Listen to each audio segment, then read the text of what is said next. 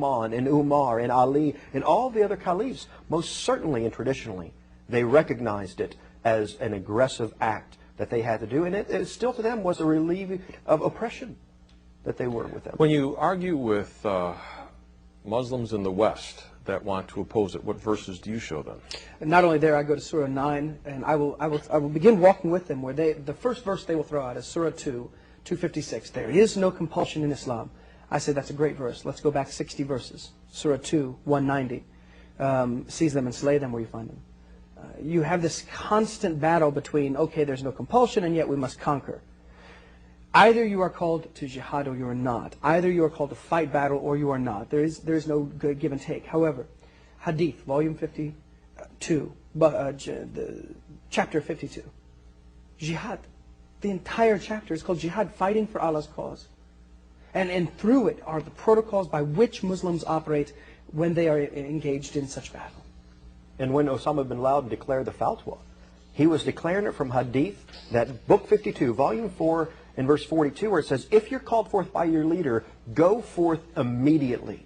And so these are the tenets, the commandments of Allah to the people of Islam, even to this day and until the end of time.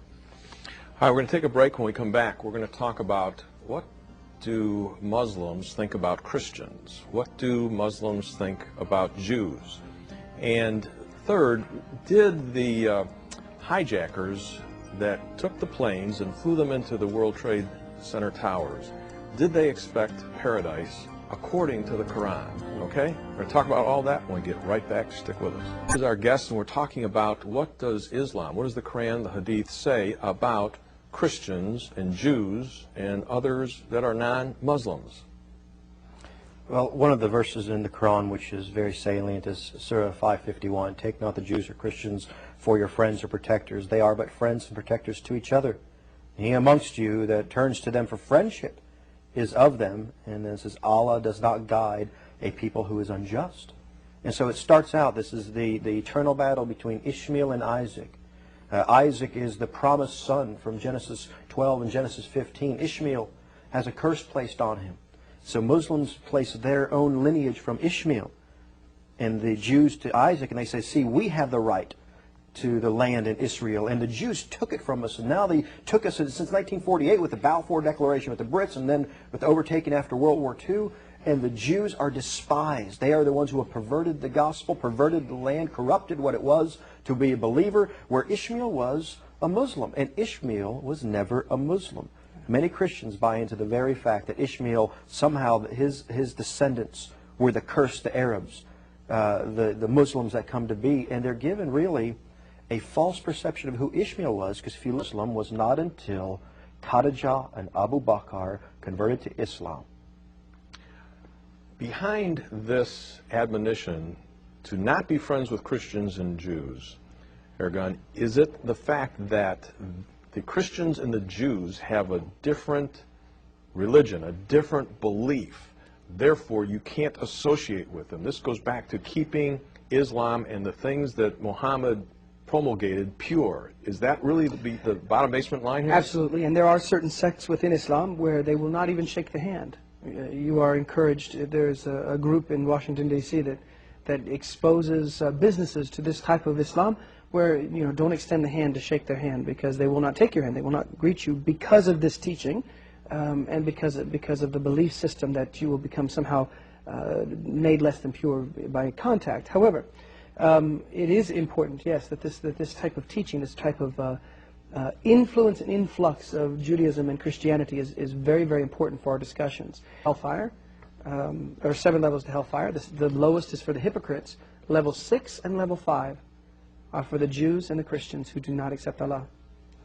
And so, whether you want to believe it or not, whether you want to like it or not, Muslims believe in absolutes, and so do Christians. Okay, how can Christians who are listening, they say, hey, I've got Muslim neighbors, and I really love them, I want to reach out to them. Are you saying that they'll never become my friend? I'm saying that there is a belief system in Islam that if you become friends with the Jews and the Christians, you are somehow hurting your chances for paradise with Allah. Yeah, let me just follow up there. Here's something about the infidels. Surah 489, okay? Seize them, slay them wherever that you find them. In any case, take no friends or helpers from their ranks. Surah 4:101, for the unbelievers are open enemies to you. Surah 4:102, for the unbelievers, Allah has prepared a humiliating punishment. Again, behind this is keeping the faith pure, and if you associate with others, you're going to defile the faith? At the least, you read that they say, well, that's warfare. Well, does that mean a Muslim in the military cannot befriend a Jew or a Christian in the military? Do you not trust it? The inherent contradiction is the fact that there cannot be any separation between mosque and state, and there is no such thing as a good infidel army. There are only those armies that Allah blesses, and those are the blessings that come from Him, Muslim armies. And so those verses go outside of the military. Let's go one step further. Muhammad in Hadith 957 talked about what should happen to any Muslim who would convert to Christianity or Judaism. Yes. Okay? When changes his Islamic religion, kill him. It's the same chapter where it says no one can be killed for killing an akafir. No one can be killed for killing an infidel. Right after the bombing, we put up, what, $25 million for somebody to turn over bin Laden. No one would ever turn over bin Laden to the infidel who will try him as a capital offense for killing the infidels. And it comes from the Quran, Surah 385. If you have another religion outside of Islam, it will never be accepted of you. So what the Quran puts in principle, the Hadith places out in practicality. Yeah, do you guys, I mean, with your eyes open, you switched sides. Yes. You faced this one. Did you think about this? When you're young, you're immortal. You think that the world is going to fall at your feet.